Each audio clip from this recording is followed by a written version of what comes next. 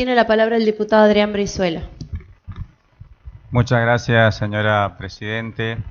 En primer lugar, creo que es una gran oportunidad para mí para hablar sobre este tema porque me toca un doble rol de ser ahora legislador y haber sido durante más de 30 años docente, egresado y docente de la Universidad Nacional de Catamarca y de la de Córdoba también. Pero creo que acá hay un problema en la presentación del tema porque se nos plantea un falso dilema, que suele ser algo común en la política, como si fuera universidad pública sí, universidad pública no. Y no existe tal falso dilema, porque nuestro bloque y nuestro espacio político, La Libertad Avanza a nivel nacional, en ningún momento está planteando la eliminación de la universidad ni ninguna de todas las sandeces que se dijeron en épocas de campaña. Por lo tanto, creemos que la protesta es genuina, pero no considero que se deba plantear en términos de que estamos en defensa de la educación pública, porque la educación pública no está en peligro. La libertad avanza y de nuestra concepción liberal consideramos el capital humano como el capital más importante que tiene toda una sociedad. Esta es la razón por la que desde nuestro espacio y más allá de un contexto heredado de crisis económica terminal, ha habido una predisposición ya antes de la protesta del mes de abril y ahora también al diálogo. Inclusive hubo una oferta de un aumento del 6,2%. El problema ahora es salarial, no es de funcionamiento, ya que el Gobierno Nacional ha enviado las partidas correspondientes a temas de funcionamiento con un 270%.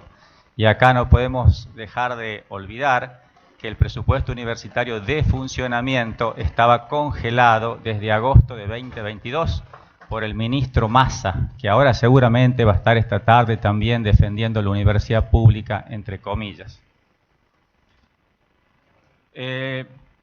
Los salarios universitarios evidentemente perdieron frente a la inflación, como perdieron todos los salarios en esta situación crítica que nos toca vivir, pero en menor medida que otros sectores del Estado.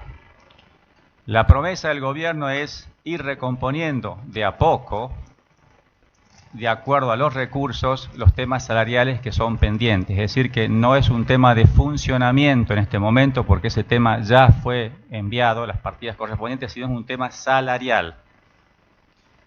¿Y por qué es importante este planteamiento?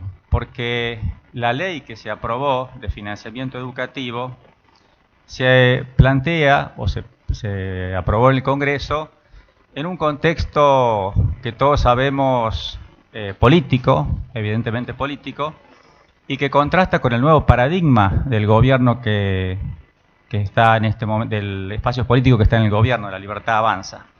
Y este nuevo paradigma implica que a partir de ahora, quienes legislan en todos los ámbitos, tenemos que tener la responsabilidad de, más allá de las buenas intenciones, como fue el caso también de la movilidad jubilatoria, desde ahora tenemos que decir dónde están los recursos, de dónde se va a recortar para mejorar los salarios de los universitarios.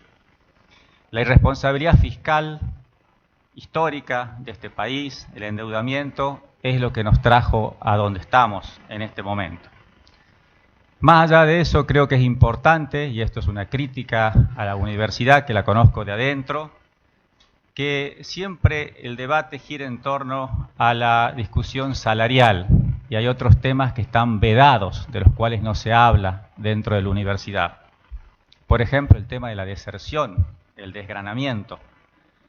Los planes de estudio y modalidad que hacen que muchos alumnos deban irse a las universidades privadas precisamente porque la modalidad de estudio no está de acuerdo con la situación laboral y el mercado laboral actual. La oferta académica, donde tenemos carreras que no tienen salida laboral y otras demandas del mercado que la universidad no ofrece, en Catamarca en particular. El tema de los alumnos extranjeros, que se dice desde quienes han usado la universidad como caja de la política, que representan un 4% y que en algunas facultades como medicina o odontología es un poquito más, Cuando analizamos ese poquito más, vemos que en medicina, en la UBA, por ejemplo, es el 31% de los alumnos que estudian medicina son extranjeros, 37% son en la Universidad de La Plata, es decir, tenemos extranjeros, ya que hablábamos de soberanía recién, que vienen a graduarse con nuestros impuestos. Recordemos que la universidad pública no es de los docentes universitarios ni de los estudiantes, sino de todos nosotros los contribuyentes que la sostenemos con nuestros impuestos.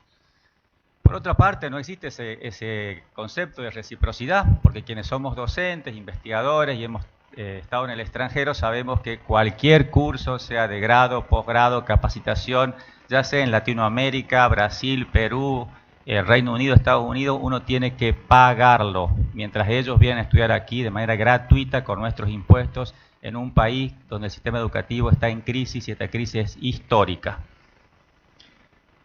Por otra parte, creo que las controversias que se han dado en los últimos tiempos, en los últimos días particularmente, entre el secretario de Educación, Torrendel, que ha dado un dato fáctico, o sea, no es algo que se pueda opinar. El 38% de los alumnos de las universidades públicas, aproximadamente 600.000 estudiantes, están en una especie de limbo, ¿sí? Y en este caso quiero dejar en claro que no se trata de que sean alumnos truchos ni inventados. Acá tenemos un problema que la universidad pública durante décadas no ha logrado resolver. El tema es que el 50% de los alumnos que ingresan cada año no terminan el primer año.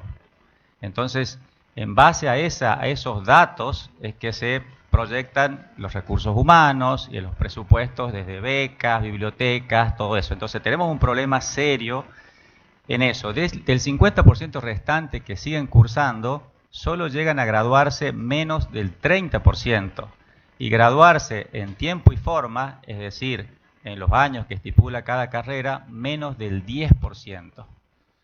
Es decir que tenemos un problema y ese problema no se soluciona matando al mensajero, como me ha pasado a mí cuando he opinado en abril y he dicho que la universidad merecía o que debía haber más transparencia en la rendición de cuentas, y se me dijo que sí, que se rendía cuenta en la AGN, cuando después, investigando un poco más, nos damos cuenta de que la Auditoría General de la Nación hace auditorías ex post facto, que son muy puntuales, no son generales, y las últimas que se conocen datan del año 2018. Ahí nos encontramos, por ejemplo, que la UBA, el 89% de los recursos que recibió del Estado Nacional, es decir, de nosotros los contribuyentes, no han sido rendidos, la universidad más grande de Argentina. Me dicen que, o me dijeron en ese momento, que existen auditorías internas. Yo vengo de la universidad y sé cómo se aprueban los presupuestos a libro cerrado, desde los centros de estudiantes de franja morada hasta los consejos directivos de las facultades y el Consejo Superior. A mí nadie me la cuenta. En segundo lugar, se dice también que la universidad es un elemento de ascenso social. Lo fue durante mucho tiempo en la Argentina. La idea de mi hijo el doctor y la idea de que la universidad era el elemento que permitía el ascenso social. Eso hoy en día los datos matan el relato. Hoy en día más del 80% de quienes se gradúan pertenecen a sectores medios altos. Hay que preguntar, hay que ver los números de la provincia de Buenos Aires, los jóvenes con los índices de pobreza, sumergidos en el Paco, si llegan a la universidad. Y no para no ir muy lejos, hay que ver el interior profundo de Catamarca. ¿Quiénes tienen acceso a la universidad?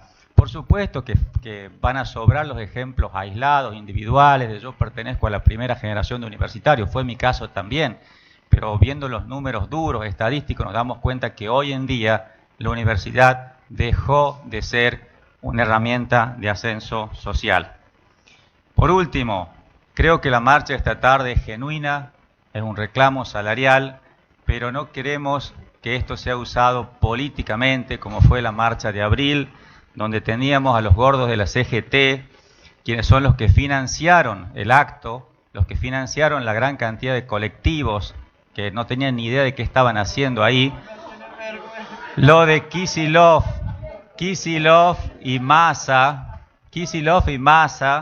y Cristina Kirchner convocando a la marcha esta tarde, la Cámpora, las abuelas de Plaza de Mayo con un discurso de extrema izquierda en el acto. Por lo tanto, nuestra posición es: estamos en defensa de la educación pública. Creemos que la propuesta es genuina, pero no nos vamos a prestar a ningún uso político. Muchas gracias, señora presidenta.